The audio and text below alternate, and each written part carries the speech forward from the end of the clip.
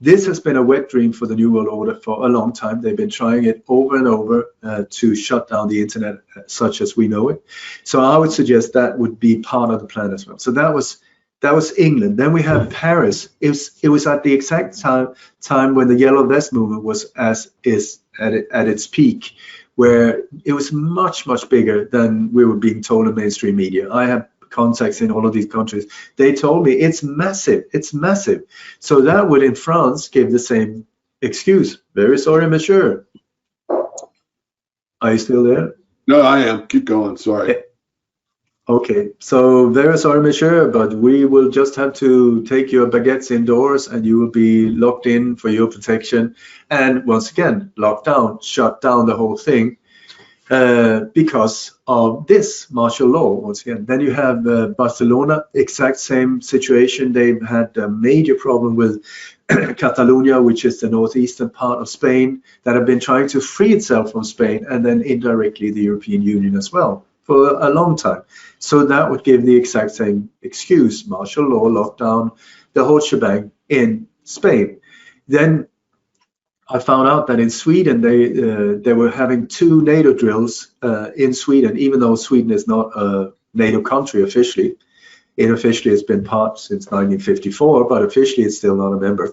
But anyway, in Sweden, there were going to be 2 drills at power stations, one water power station in Älvkarleby and another one at nuclear power station, Forsmark, which is northeast of Stockholm, where during the very same days there would be this drill of radioactive meltdown and radioactive cloud being spread in, and they were going to use 1,600 crisis actors.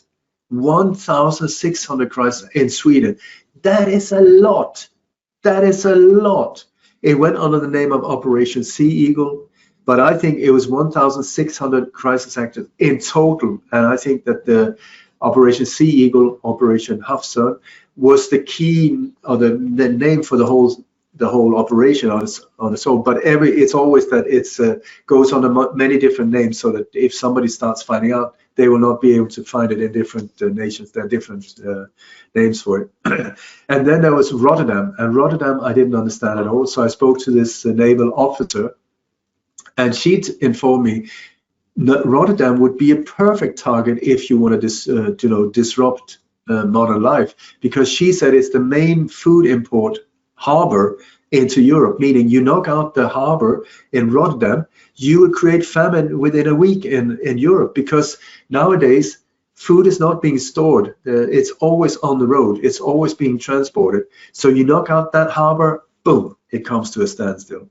And I've been later informed that the bomb that went off, whatever kind of weaponry that was used in Beirut, was the one that was aimed at Rotterdam first, and then they couldn't use it, and then they used it why as a beta test or whatever. Why they did it in Beirut, I do not know, but that was some kind of different weaponry we saw there. That was not a fertilizer thing, that was not a firework, that factory, absolutely not. The second one that went off, mini nuke, something like that.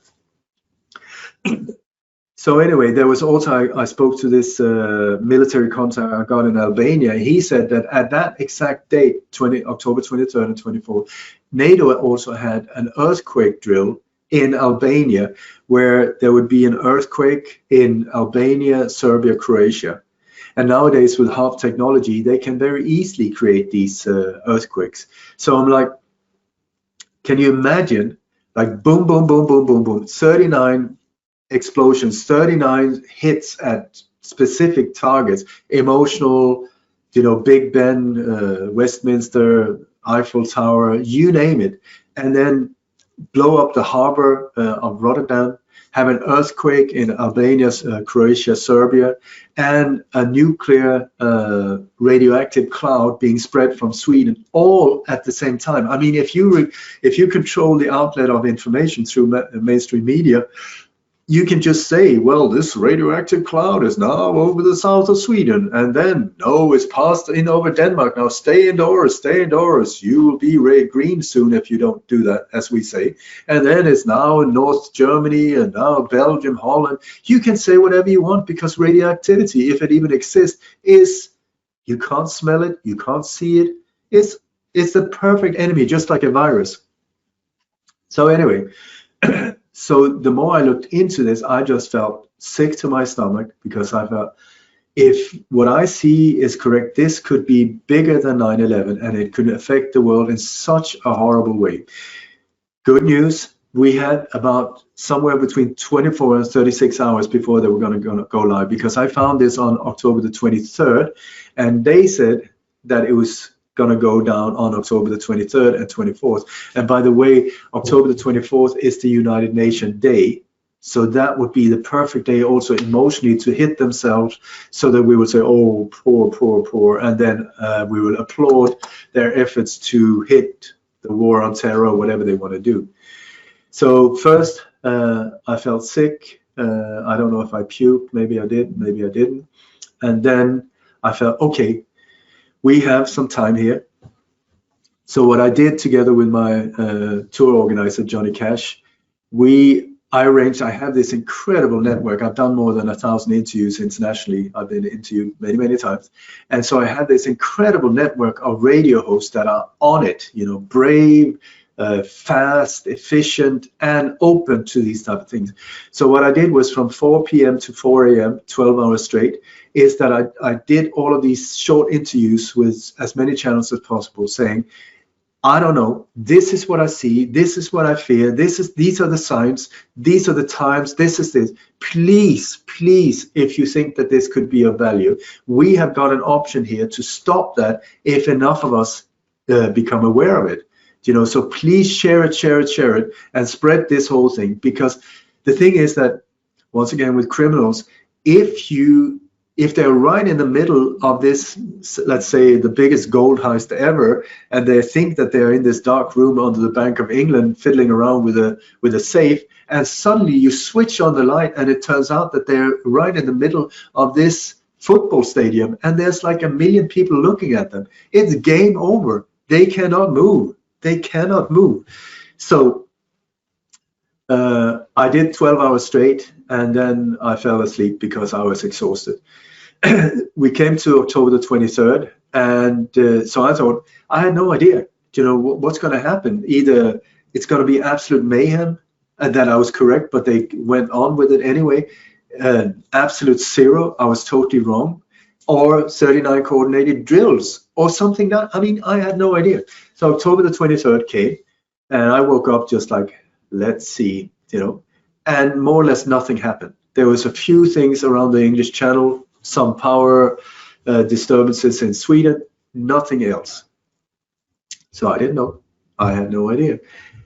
Took a few hours, and then a freelance journalist in Brussels, which is the capital of Belgium, also the headquarters of NATO, contacted me and said, you know, I've been here for some years working. I have very good connection with the military industrial community, with intelligence community, military police, all of these things. And we've been feeling for months that something major has been building up, but no one has really understood what it was until we saw your warning, and then everything fell into place. So she asked me, are you aware of what's going on right now in Brussels? I said, I have no clue. I had no idea. She said, and you can find this on NATO's own website also, all of the defense ministers of NATO have been called to an emergency meeting in Brussels right now. That is where they're now. It's absolute panic. I said, what? Yeah, she said, her words, the timing, your warning, I believe that it's because of that. So, what happened the next few hours, I can't really put it in the right order, but a lot of these things happened. Bam, bam, bam, bam, bam. So there was this emergency meeting, and then there was a very well-respected website called voltairenet.org, where Prime Minister write the articles and stuff like that. And I was contacted by a guy who had read them. He said, have you seen the main article? I said, no. So I looked it up. And it was the main one was like NATO on the brink of implosion, being destroyed from the inside. I thought, oh my God, this is amazing. Because I used to think that NATO was a good thing until I started to understand that it had been hijacked. I don't know if it was created for this thing, but nowadays it is a tool of death. It is an enforcer of these interests that we're exposing all the time. I mean, NATO, horrible, horrible, horrible. Every nation that is part of NATO should be ashamed of itself for what it's been doing now, including Denmark, where I was born. So anyway, NATO near on the brink of implosion. I thought, this is amazing. You know, I've stumbled across, or I've been led by divine intervention. I don't know. You know, some people say I've got angels with me. I have no idea. Something made this Rain Man fall over or stumble over things that led into something that was so much bigger than I had any idea of to start with. So anyway, then Vice President Mike Pence and the Secretary of Defense was called back from a trip to the Middle East very urgently to Washington, D.C. I don't know. I'm just saying it happened. Bam, bam, bam, bam. And then at the same time, all Israeli embassies and consulates were shut down, locked down globally because of a general strike. Really? Really? Are you telling me that Israeli staff managed to arrange for a global strike and shut down every single embassy and consulate globally for better pay? I mean, I don't know, but in my world, that is just not true. I don't know if it was because of this, but it happened, bam, bam, bam, bam, bam. And then Donald with the hairdo, your dear former president, he had a press conference where he said, we got some great news. We managed to kill al-Baghdadi, the leader of ISIS. And I was like, that's really good news. I mean, ISIS is your creation, but otherwise than that, it's pretty impressive, especially since this is the fourth time you actually killed him. This is the fourth press conference where you go out and you say, we managed to kill him, even though his predecessor was also named al-Baghdadi. I mean, so the fourth time, really, Donald, really? So what was that? I don't know if it was a diversion for the good, for the bad. I don't know. It was just like bam, bam, bam, bam, bam.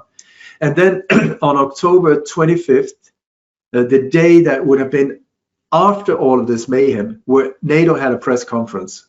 And this press conference was super short. It was the head of NATO, was Jens Stoltenberg, who is a former prime minister of Norway and was very central in the alleged mass shooting and blowing up of the government building in Norway in a bad way. I would say he's one of the key players, not that he was doing any shooting, but he's one of the key players, including another former prime minister of Norway, Gro Harlem Brundtland, who is the main architect of Agenda 21. I mean, these are... So anyway, Jens Stoltenberg held this press conference. You can find it on the internet still. And this should be, I think, the day after all of this mayhem, NATO would have a press conference saying, okay, we're in this horrible situation. We have to stand up in the face of terror. We will stand united. We will not bend down. No, because we're the ones who have done it to you. But otherwise than that, the way he opened the press conference, like, welcome to... I mean, he's shitting himself. He looks terrified. So, okay, so whatever happened, something major was stirring or interfering with, I believe, what was being planned. So what has this got to do with Corona? Thank you so much for your patience, David. On October the 18th, which was like 3 days before when I found out about this, there was something called Event 201 in New York City, which was a pandemic, a played out scenario of the coronavirus. I mean, it was the Bill and Melinda Gates Foundation, the World Economic Forum, and the Johns Hopkins University who were funding this whole thing. And in it, they were going through the whole corona operation in great detail. I mean, you can still find it online. They haven't dared to take it down. There are all of these videos, how they go through, how we're going to deal with media, how we're going to deal with the truth movement, how we're going to deal with it. It is the coronavirus with the exact same graphics, with the whole thing, killing 65 million people in total. The only thing that differs was that the epicenter was in South America, not Wuhan, China. But otherwise than that, there was no people from South America, but there was one Professor Gao, I think his name was, from Wuhan, China, of all of these places, or with connections there. Anyway, so they had this, I would call it a drill of the corona. I mean, what are the chances? They say, no, it was just a coincidence.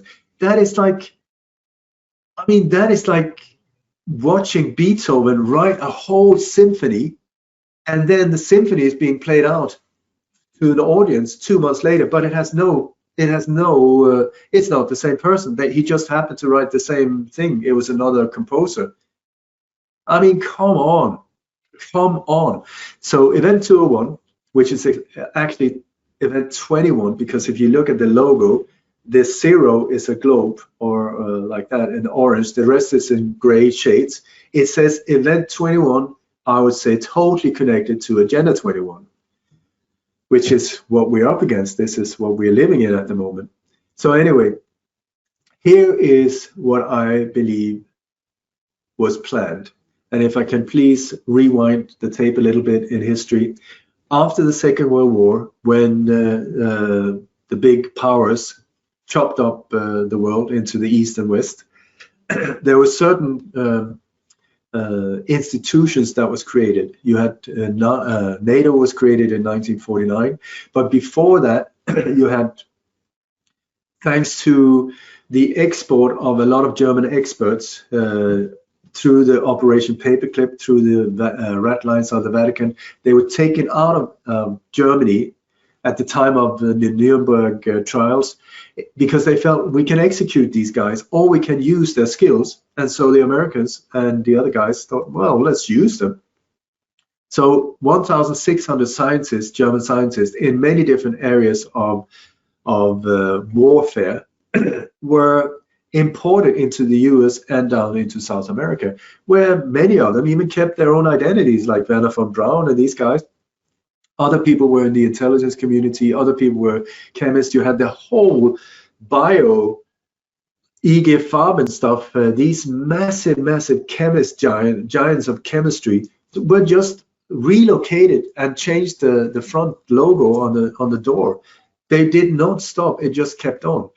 So during these years, we had the creation of, or the change from OSS into the CIA, with the help of Reinhard Gehlen and other people, like German, really good, or very skilled people in the intelligence community.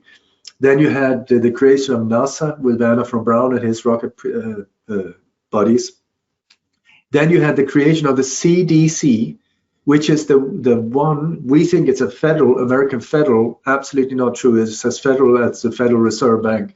It is it's a private owned company, swinging doors into big pharma, in and out like that.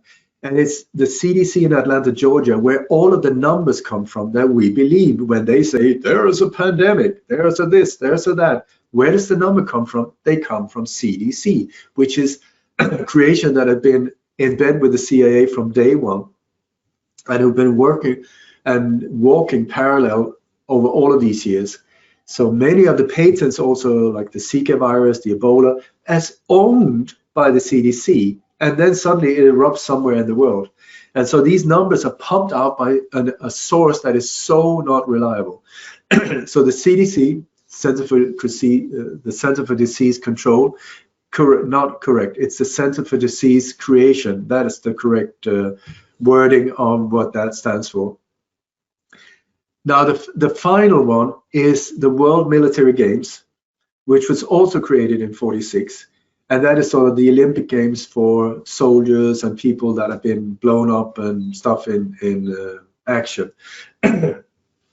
So that has been going on for all of these years, also on a certain interval. So back to what was happening now here. On October 23 and 24, 2019, there were the World Military Games in, wait for it, Wuhan, China, where 10,000 soldiers from 104 European Union countries, not European Union countries, sorry, from 104 nations, United nations were held in Wuhan city. So you had 10,000 soldiers at the time of these World Military Games. This was at the very same time as this mayhem was about to be unleashed in Europe. So I'm asking you, if you on October 23 and 24 would have boom, boom, boom, boom, boom, boom, boom, boom, boom in Europe and other countries, what would be the natural reaction? The natural reaction for most countries would be, please, we have an emergency here. Please, all our boys and girls in uniform, come back home. And so all of these soldiers, 10,000 soldiers from 104 United nations would fly home. At the same time, this bat flu virus, whatever you want, a fish market thing, would then by accident, oh my God, what a bad luck, what a strike of bad luck, would be suddenly jumping around in Wuhan, meaning that 10,000 soldiers would bring this virus back to 104 nations. Within 24 hours, these nations would be infected. Can you see how fast that would go? At the same time, boom, boom, boom, boom, martial law everywhere. The whole world would just shut down within 24 hours. And then came this nerd, and Mr. Rainman here, stumbling across, I think led by, I don't know who led me into finding these things. And then thanks to all of these radio hosts and all of these people that helped, because I checked the number of views, you know, just after 24 hours when we went out with that, and it was 220,000. So I think if this was information that would have affected people in an emotional way, they would have spoken to at least 2, 3, maybe more people, meaning that we could very well be up in 1 million people within 24 hours that was aware of this whole thing. So when I spoke to this freelance journalist in Brussels again, she said that she thinks what happened was that was the plan, to get the virus spread as fast as that was the way they were going to do it. But what happened at this emergency meeting with the NATO defense ministers, she said that what she believed happened there was that they freaked out and they just felt, my God, we can't go continue with it because too many people are aware of it. It would create massive blowback if we pull the trigger and like 1 million people are aware of it before we even do it. It can create absolute mayhem for them in a negative way. So she believes, this journalist, that they decided to go under the radar and then wait for this whole thing to blow over. And then once there was some kind of major diversion for distraction for the global population, then release what the last little empty thing they had, which was only the virus. And what better diversion than Christmas and New Year's Eve? So Christmas, the whole world looks to the left for Santa and Rudolph, and suddenly you have this whole distraction. And New Year's Eve, everybody drunk. Any military operation, when do they hit? When people are having a hangover. Sunday morning when they're in church or sleeping off the booze, that's when you hit them. And so when was the first case of corona? They've changed it now, but it was on January the 1st. I have screenshots of it, the very first one, January the 1st. What is that? I think maybe a new tax year or something. What are the chances that on January the 1st, boom, this operation starts? And so when you look at the COVID, corona, SARS-2, whatever you want to call it, that came in such a weird way. It was, do you know, it was like a bad fart that just snuck its way in. Like, is it there? Is it not? Is it to the left? Do you know that?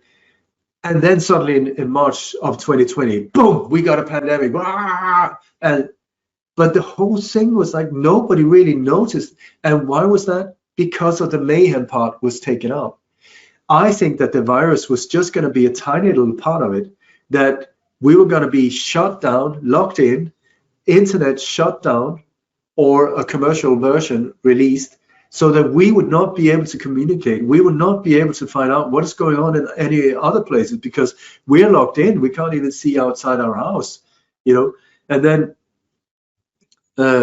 in this time also, when we were locked in, they would unleash the whole 5G operation with all of these towers that they've now put up during these corona months of lockdown everywhere, as part of the smart grid, as part of the smart cities, as part of the New World Order game, as part of what is also called the Fourth Industrial Revolution, into this Agenda 21 absolute nightmare. But it didn't go like that way. Wow, that is amazing. And obviously it took a little time to give us the background, all that happened on the 23rd and 24th of October and how the whole thing came together. And boy, talk about throwing a wrench in the gears. My goodness, Ole. Oh, my goodness. Well, I'd like to go one more step if you've got the energy, because I think this is a part that's probably the most difficult for at least my viewers to wrap their heads around. And I believe it, but I don't know enough about it, and you probably have more information. Give us the 5G part of it. Okay, 5G is crucial in the whole smart grid thing. You know, the Internet of Things. I would rewind the tape a little bit and say, you know, when you look at how few they are, how many we are, how can they control us? This is something the old Romans and onwards have been struggling with. How can we control the masses? And we are at a point now where they cannot, if it's not through technology. Through technology, they have the chance to get us by the balls once and for all. And this is the transformation we're going into with the AR and all of these things, but they need a super fast internet, especially if they want all of these things to communicate with each other. All the so-called smart things, by the way, that is a misspelling. The real spelling is EVIL, is the correct spelling of all of these devices. You know, but what they want is that your cell phone and your fridge and your toilet and your everything should be communicating with each other, so that they know exactly what all of us are doing at all times, including autonomous vehicles, the normal cars out the window. That they don't want that. That is also the reason why there's been so many vehicle attacks, where, if you notice, like 10 years ago, people knew how to stay on the road. And then we had all of these trucks and buses and cars driving into crowds, officially killing people. Problem, reaction, solution. So the problem must be the vehicle, and in comes the solution: driverless vehicles. That is the reason for all of these vehicle attacks. Anyway, so the idea for them in Agenda 21 also is to get rid of quite a few of us, and then push the rest of us into so-called smart cities, where there's a smart grid, where everything is controlled digitally, everything controlled, including your finances. I mean, that's why they want cash out the window. And so, but to be able to get this system working, they need super fast internet. And so you got like 1G, 2G, 3G, 4G. These are different so-called generations of Wi-Fi when it comes to mobile cell phone communication. 5G, I mean 4G is still really, really bad for us, you know, health-wise and so on, with Wi-Fi and Bluetooth and all of these things, EMF radiation, really, really not good for us. 5G is a whole different ball game. It is totally different. Instead of these waves that are like this, where you get affected but not really so much, 5G is millimeter waves, meaning that it's like every millimeter, so it affects anything bigger than a millimeter, and things smaller as well. and it's almost like you know, with microwave radiation as well. It can fry things. It's military. It's military technology that has nothing to do with you downloading a movie in 1.3 seconds instead of like 2 minutes. That is not the thing. That is how it's being sold to us. It is for all of these technologies to work together. And it's super, super lethal to us to use it. I mean, all of these birds that are falling down in the hundreds and all of the, I mean, you see nature is dying. There's all of these trees being chopped down. The reason for that is 5G as well, because 5G has a very short distance of efficiency, so they need sort of repetitors, and trees are in the way. They need clear sight. So the reason why we were being locked in was for them to be able to erect all of these towers without us being able to interrupt or stop it, because it was always in the night. I don't know if you noticed where you live, but you didn't see anything, and the next day you come out, boom, there's a tree or a cactus or something like that that looks really weird. These are the things, and now with the light bulbs also in the street lights, and many of these are used as 5G repetitors. A lot of these LED lights, and it's in so many different areas where we are not aware of it. So 5G is crucial. Without 5G, and this is, by the way, being developed in Sweden, I feel really ashamed because that is where I grew up. And there's one key family in this whole global operation that most people are not aware of in the so-called deep state or so-called elite. They're called Wallenberg, W.A. Wallenberg, and they are in charge of electricity supply in more than 180 countries, I believe, through a company called ABB. They are the developers of encryption from before the First World War, so they've been in control of that whole thing ever since. They are the owners of Ericsson, which is one of the world-leading companies when it comes to digital communication through telephones, but also digital transfers of assets, money. But they're also the supplier of this technology to all of the different security agencies around the world that are depending on this digital technology to be able to get the intel from them. So this Wallenberg family are super, super central. And now it turns out that they're very central also in the graphene oxide development through the Chalmers Technical Institute in Gothenburg. They're just all over the place, So I'm not sure if I answered your question, but 5G without that, and it's now 6G, 7G that is being developed, and it's super, super bad for anything alive. It fries us. You know, it's like I spoke to Professor Olle Johansson at the Karolinska Institute, who's been a whistleblower regarding EMF and Wi-Fi radiation and the smartphone problems for many years, and they tried to shut him down. He said that the natural radiation, if you compare to the radiation that we are now being exposed to, is one square, 18. It's like 1 with 18 zeros. I don't even know how to say that number. Higher than the natural radiation should be. So it's no wonder that some of us are feeling, I don't feel really well. I'm feeling weird. I'm having all of these strange symptoms. Also, I want to point out that the reason why they chose the coronavirus, which is just another flu, is that the symptoms of 5G, when you're too close to 5G, or if it's the radiation is too strong, you will have the same symptoms. You will have problems breathing. You will feel that you have a fever. Your nose will start running. It's the exact same symptoms as if you have a flu. But here's how they cover it, so that they switch it on and they will say, oh, it's the coronavirus. Oh, it's this. So they're pointing to corona, but actually it's 5G that is behind it. So it's a perfect cover for that whole thing. No, you answered my question. So, Lee, when I saw you, not only with our one-on-one time, which I'll always cherish, but your presentation, you exuded the huge heart that you have, and love is the answer. So, I'd like you to close this out with that.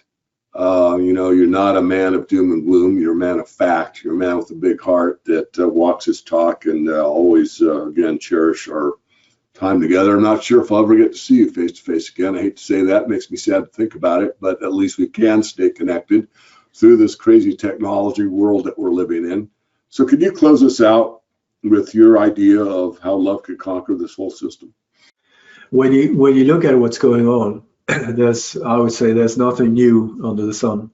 This is David and Goliath. It's the same story that has been being played out in all the movies and all that, but now we're living in it.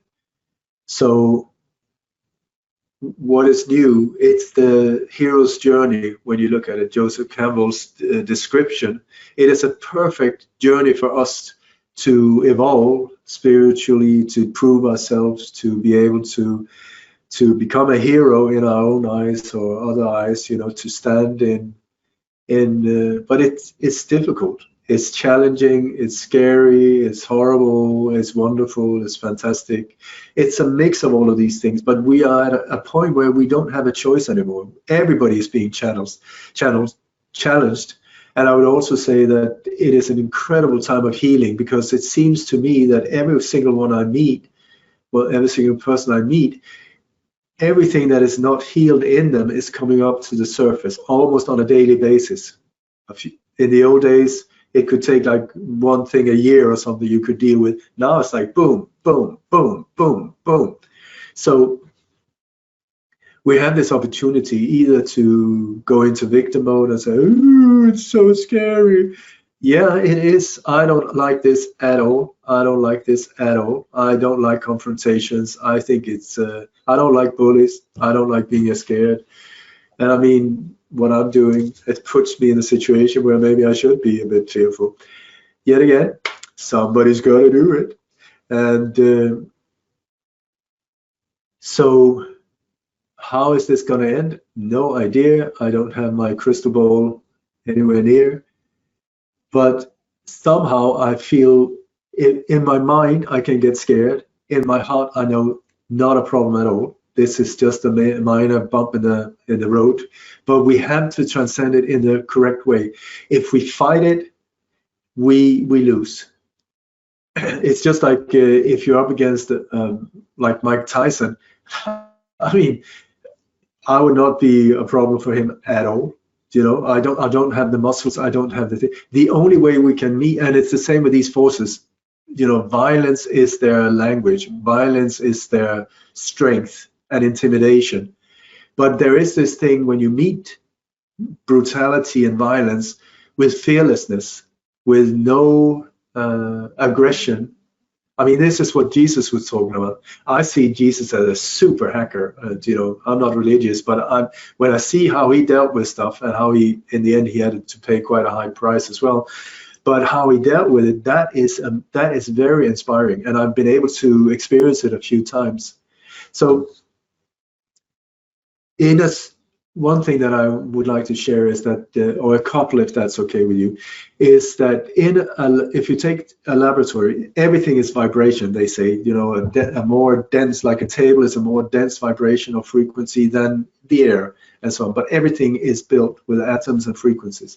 Okay, so if you take a high frequency and let it meet a low frequency in the laboratory, what happens is that it's not that they start fighting and they come out like 50-50 in the middle in the gray zone. What happens actually is that the lower one it gets annulled, it disappears. Just like when you walk into a dark room, you switch on the light, there's no fight. There's no like the shadows are not saying, I'm not leaving. No, it's game over, boom, it's gone. And then when you look at frequency, when it comes to emotions, it's like fear is one of the lowest of the low of these vibrations. And love is, as far as I know, the highest of the high. It's above the frequency of thought. And this is not love like Hollywood love, if you're nice to me, I will buy you gifts. Like, not at all. It's the love, you know, the unconditional love of a parent for the child, or what, that can make somebody jump into a building on fire, whatever that one.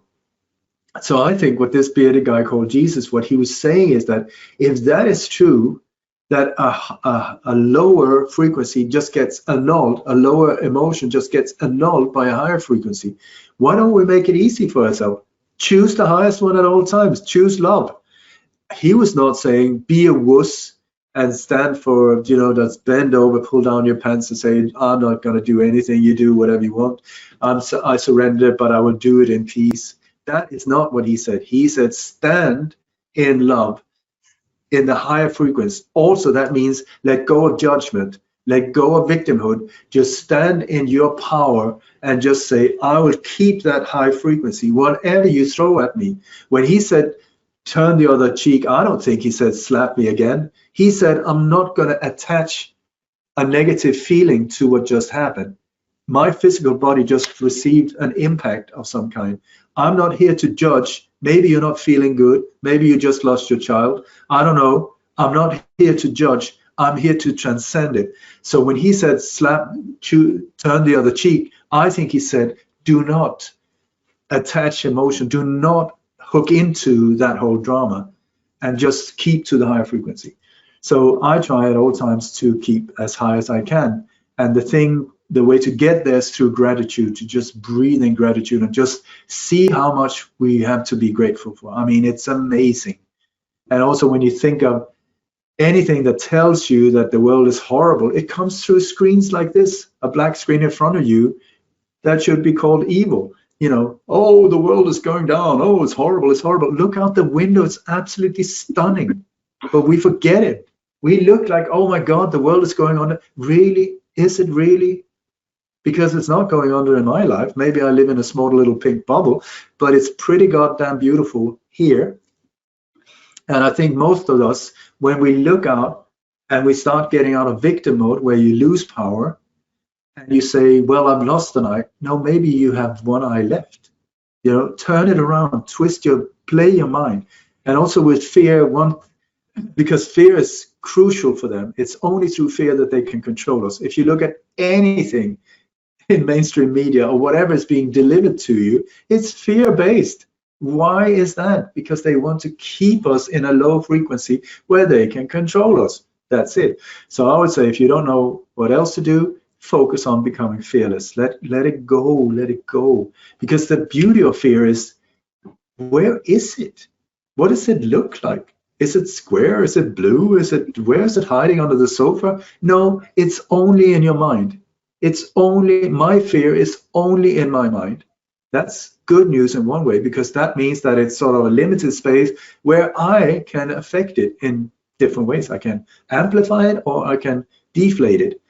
But it's always connected to the future and to something that has not yet happened, meaning it's just speculation. It's negative speculation. So when you think of it, fear, I think, is an absolute waste of life. At the same time, most of us are being controlled by it. So fear is how they get to us. How we get out is letting go of fear so that we do not get affected and we are not letting us be controlled. And I would also say, if I can ramble on a little bit, David, is that what I feel is it's what we're going through now. It's almost like when you look, they say, as above, so below. You look in a microscope how life is created. You have a one-cell organism, and for some reason, at one point, it suddenly says, I'm going to separate myself, and it just goes, whoop, and suddenly you got two cells. Was that painless, or was there a lot of separation going on in that cell? I think if there are any emotions on that level, it would have felt the same as we're going through right now. So for some reason, the creation of new life is this separation. So when you look at what's going on in the world right now, it feels like there's an incredible separation going on, where this corona, whatever it is the one that is guiding us into which side do you want to be. You have to choose. It's going to be a separation. Which train do you want to be on? And I would like to, if I can compare it, like 3D reality, 4D reality. 3D reality is where most of us grew up, and where our mind space was limited. This is where I would say the people that vaccinate themselves or suicide themselves or whatever they live in. It is the world that is controlled by the so-called elite that have been in 4D at all times.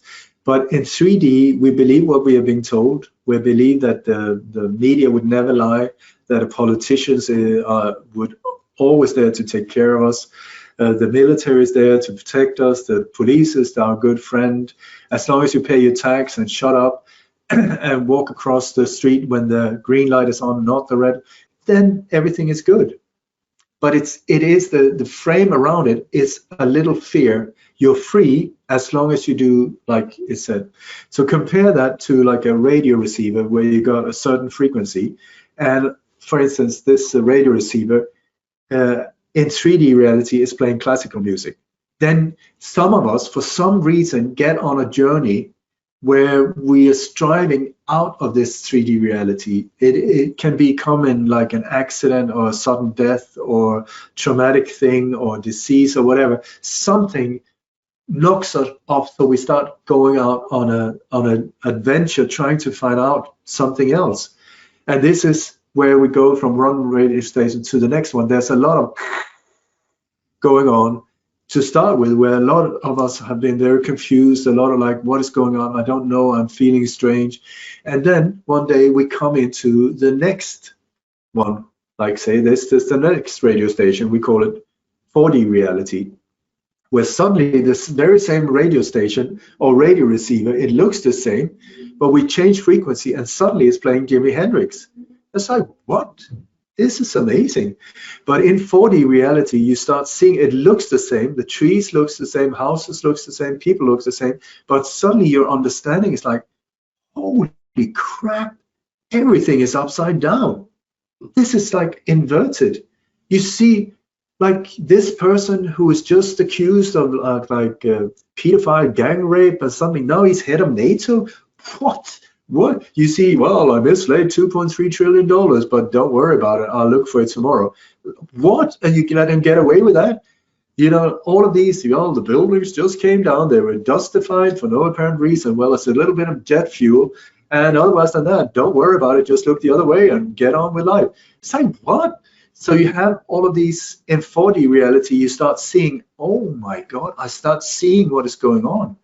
I have not seen this before. The dawn has made the fog lift, and suddenly, whoa.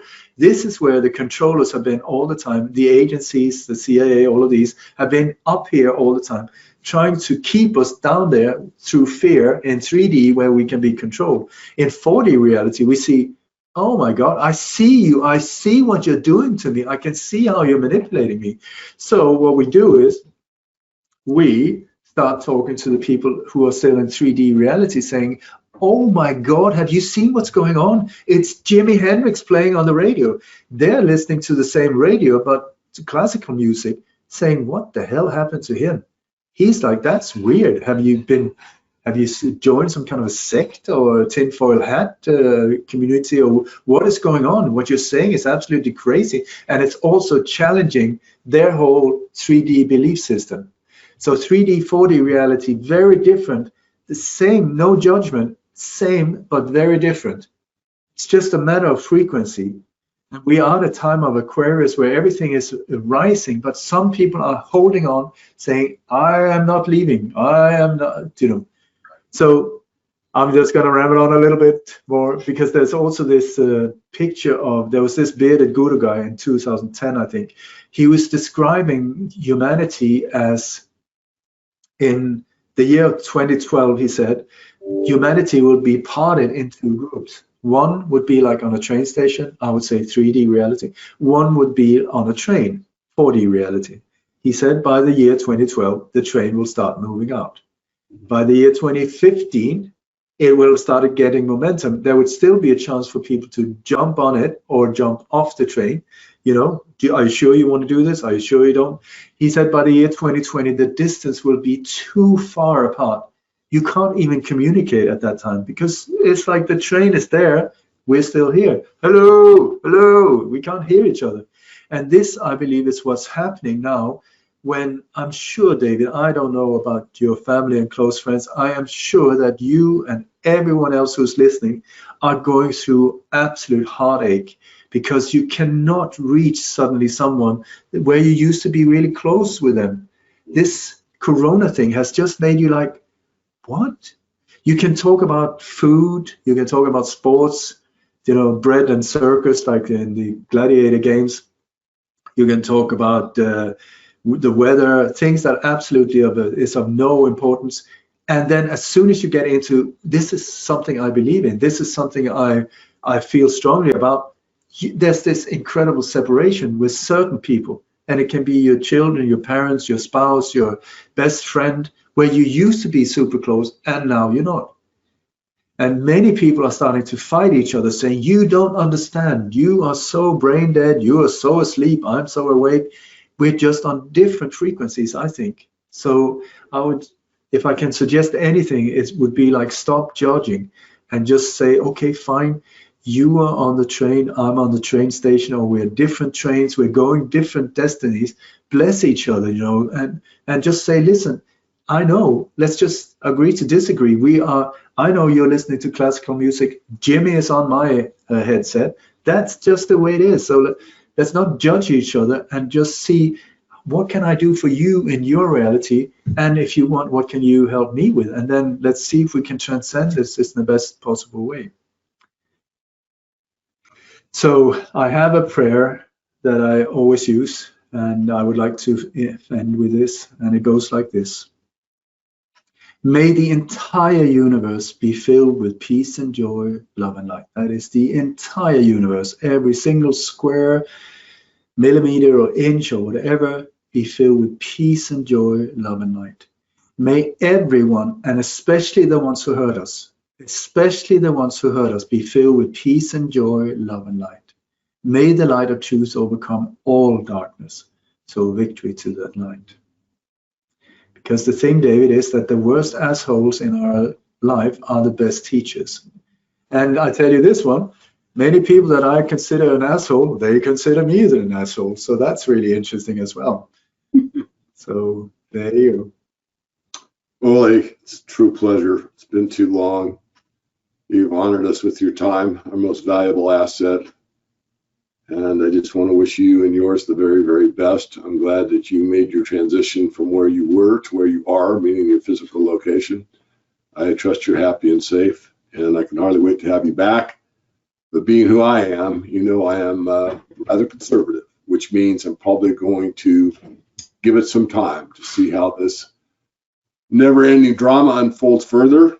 And when I feel I'm called for the appropriate time, I'm going to welcome you back with open arms. And thank you for closing out with that prayer. Thank you so much, David. And anytime you want me, I'm here.